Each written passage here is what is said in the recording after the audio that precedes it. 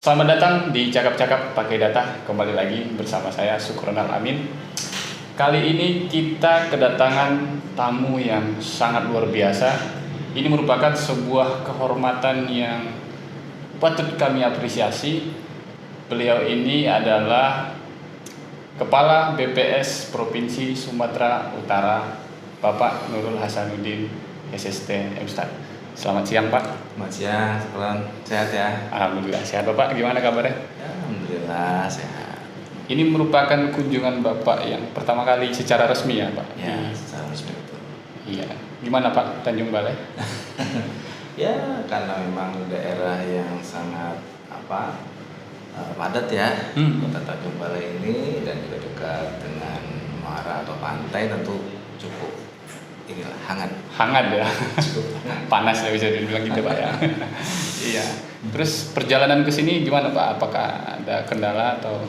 Ya, alhamdulillah ini kan sudah ada tol yang baru ya. Oh iya. Sudah coba dengan melalui jalan tol yang memang dibangun secara resmi oleh pemerintah ya, sebagai satu ya, moda untuk bisa kita memudahkan akses. Nah, saya kira dengan sudah sampai 50 kota kemarin saya coba lalui, menjadi lebih nyaman. Lebih nyaman ya. Lebih cepat, lebih nyaman. Gitu, sebenarnya. Iya Pak. Jadi Pak, ini kita ada suatu program namanya Cakap-Cakap Pakai Data. Iya.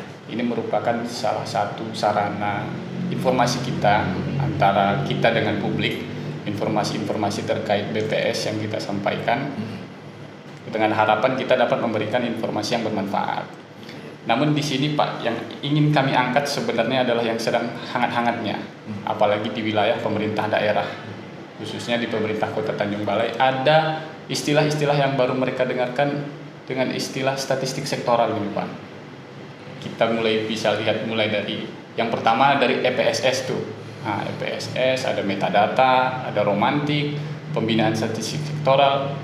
Ini Pak, kalau pengalaman dari kami, kebetulan saya anggota tim kegiatan statistik sektoral diketuai oleh Bu Neti. Kami dapat pengalaman bahwasanya di wilayah pemerintah kota itu mereka belum terlalu paham terkait statistik sektoral, peran mereka seperti apa. Dan kami juga sebenarnya berusaha menjelaskan peran kami kepada mereka, dan mereka juga masih bingung gitu. Mereka masih berharap semua perdataan, perstatistikan sektoral itu dilakukan oleh BPS sendiri gitu. Nah, di sini saya ingin bertanya kepada Bapak, sebenarnya apa peran BPS saat ini di wilayah pemerintah daerah? Itu kira-kira Pak. Ya, sebenarnya kan dinamika sekarang sudah banyak berubah ya sebenarnya. Jadi bahkan di swasta, di dunia usaha itu sudah melihat data itu menjadi satu informasi penting untuk keberhasilan usaha mereka. Dan tentunya dalam governance ya, dalam pemerintahan, data ini juga menjadi satu kekuatan untuk menghasilkan kebijakan-kebijakan yang terarah dan kemudian bisa menyamakan frekuensi dari berbagai dinas. Nah, oleh karena itu peran BPS yang sangat kuat adalah bagaimana BPS mampu untuk mengorkestrasi ini ya, terkait bagaimana data, indikator-indikator statistik yang bisa kita hadirkan untuk membantu pemerintah di dalam menghasilkan kebijakan-kebijakan yang baik, yang mensejahterakan masyarakat, kan begitu. Nah, inilah sesungguhnya tantangan kita, dan itu perlu bangun kesiapan SDM, kesiapan instrumen ya, juga bagaimana literasi statistik di masyarakat itu mereka harus juga kita bantu ya, dan itu harus dimulai dari apa yang kita sering sebut data mencerdaskan bangsa. Jadi kita harus mulai dari generasi muda, di sekolah-sekolah ya, di kampus-kampus. Dan kita patut bersyukur, berbangga BPS ya sudah hadir. Coba dilihat ya di perpustakaan USU misalnya, atau mungkin di UI, atau mungkin di UGM. Betapa banyak ya lahir ya sarjana-sarjana di Indonesia ini berjuta-juta itu karena data BPS di dalamnya. Juga ada master, jutaan doktor juga memanfaatkan data itu untuk bisa hadir membangun Indonesia dengan data. Dan tentu ini perlu terus dikuatkan kehadiran BPS dalam pembangunan daerah. Nah, kalau di Tanjung Balai saya rasa peran kita harus bisa dirasakan oleh mereka. Paling tidak generasi muda di sekolah-sekolah, literasi statistiknya bertumbuh, kemudian nanti mereka calon pemimpin ke depan. Sambil kita melakukan pembinaan, kita juga menanamkan literasi dari generasi yang paling subur untuk menangkap potensi literasi statistik yang tangguh. Ya, seperti itu, Dr. Wah, luar biasa ya. Jawabannya itu sangat mendalam sekali untuk bagi saya. Saya yang mendengarnya Pak, kagum lah dari penjelasan Bapak tadi terkait peran BPS, bahwasanya di masyarakat ya, khususnya di pemerintahan daerah memang diperlukan data, itu memang diperlukan. Saya paling ingat tuh setiap cover buku kita di belakang tuh ada tuh data mencerdaskan bangsa. Itu memang itu dalam maknanya sih Pak, menurut saya. Kemudian pertanyaan saya selanjutnya Pak adalah apa dari kacamata pandangan seorang kepala BPS Provinsi Sumatera Utara, apa harapan dan mimpi Bapak terhadap BPS ke depannya nanti Pak? Ya, harapan dan mimpinya memang harus kita samakan ya, karena kita sebagai bagian yang tidak terpisahkan dari Badan Pusat Statistik ini, setiap kita harus punya harapan dan mimpi besar. Kita harus bermimpi besar agar kemudian BPS mampu ya menjadi lembaga yang handal ya di dalam melayani masyarakat, dalam arti ketersediaan data-data yang dibutuhkan. Nah, satu hal yang penting adalah bagaimana kalau kita sebagai istilahnya kantor ya, sebuah lembaga, pastinya kehadiran itu harus bisa mensejahterakan masyarakat. Harapannya bahwa kehadiran BPS juga dirasakan mampu untuk mensejahterakan masyarakat. Dan ruang lingkup kesejahteraan itu kan sangat luas. Ada aspek pendidikan, ada aspek kesehatan, ada aspek kemudian ekonomi ya. Di mana ruang kita? Nah, mestinya kita mampu menempatkan pada porsi-porsi itu.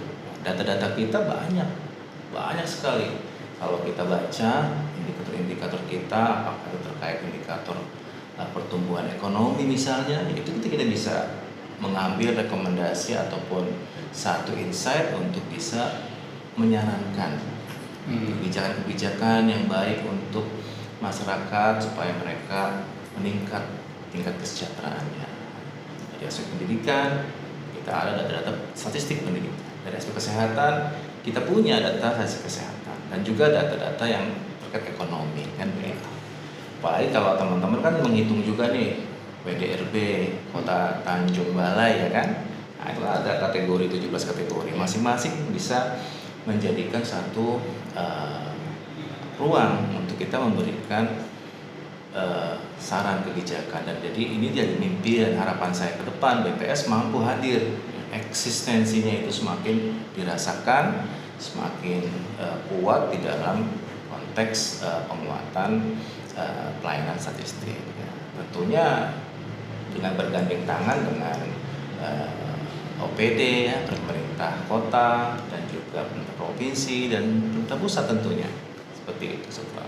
Berarti kuncinya kolaborasi ya Pak ya? Ya. Kolaborasi antara BPS, instansi statistik, dengan pemerintah daerah dan pusat untuk mencapai ruang-ruang tadi.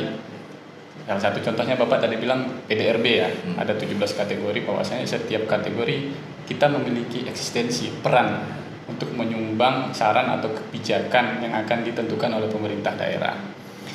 Kemudian satu lagi Pak terkait statistik sektoral, tadi karena Bapak sudah menyinggung instansi daerah dan pusat, saya ingin bertanya peran instansi statistik seperti kita BPS di pemerintah daerah dan pusat. Sebenarnya bedanya apa Pak di daerah dan di pusat gitu? Apalagi kan di daerah itu ada dua, ada di kabupaten, ada di provinsi gitu.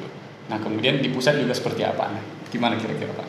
Jadi memang BPS ini kan instansi vertikal ya. Oh, Artinya dari pusat sampai ke daerah itu sebetulnya satu langkah, satu gerak ya, satu arah untuk bisa sama-sama berperan sebagai pembina statistik.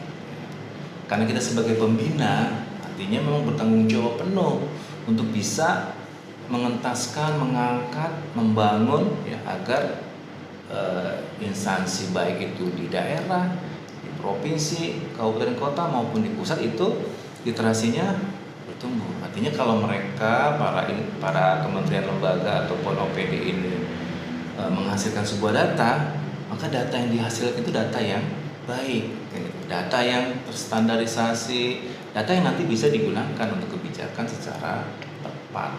Nah, tugas BPS adalah membina sesungguhnya. Makanya sebetulnya arah kita tidak ada yang berbeda antara pusat dan daerah. Satu langkah dengan satu semangat ya agar kementerian lembaga, dinas instansi itu terus secara berkesinambungan meningkatkan kemampuan dalam menghasilkan statistik sektoral yang dari masing-masing instansinya. Sehingga kalau sudah bagus data itu pasti itu akan menjadi dasar untuk kebijakan yang lebih baik ya. Mungkin itu. Oke Pak, berarti peran BPS di instansi daerah maupun pusat itu sebenarnya kurang lebih sama Pak ya. Mungkin ranahnya aja mungkin ruang lingkupnya aja mungkin ada yang besar, ada yang kecil gitu. Tapi pada dasarnya dari pusat ke daerah satu langkah ya Pak, dengan semangat yang sama tadi Bapak bilang, kolaborasi tadi. Satu lagi Pak, saya mau tanya terakhir ini, tapi ini tidak ada hubungannya dengan BPS, tapi saya ingin mau bertanya kepada Bapak, apa kira-kira pendapat atau pesan atau kesan terhadap generasi muda kita Pak? Kami lah istilahnya Pak. Ya, kami mohon bimbingan dan arahan atau pesan dari Bapak. Ya, memang generasi muda itu harapan. Harapan kita masuk ke Indonesia emas seperti yang direncanakan untuk pembangunan kita ke depan ya. Harapan untuk bisa tongkat estafet pembangunan yang berkesinambungan. Dan dalam konteks statistik tentunya untuk generasi muda ini betul-betul punya modal yang besar. Karena ini kan udah generasi Z ya, udah mungkin dengan berkembangnya big data, berkembangnya artificial intelligence, data science ya. Semua itu sesungguhnya membutuhkan peran-peran anak muda ya. Baik itu dari sisi IT maupun dari sisi logic, critical thinking. Oleh karena itu saya ingin menyampaikan satu pesan khusus kepada generasi muda kita ya, semoga mampu untuk mengisi ruang-ruang yang saat ini sedang berkembang ini dengan tepat ya, agar kemudian peran statistik juga akan terkuatkan dengan hadirnya generasi muda yang memiliki perhatian khusus terkait dengan literasi statistiknya yang bertumbuh. Saya rasa itu ya, karena kan kalau bicara teman-teman sering ada tamu misalnya dari SMA gitu sedang PKL, apa kita harus sambut dengan baik, karena itu betul bahwa di sana generasi muda kita. Nah, oleh karena itu kita tanamkan, kita bimbing mereka untuk mengenal BPS, mengenal statistik ya.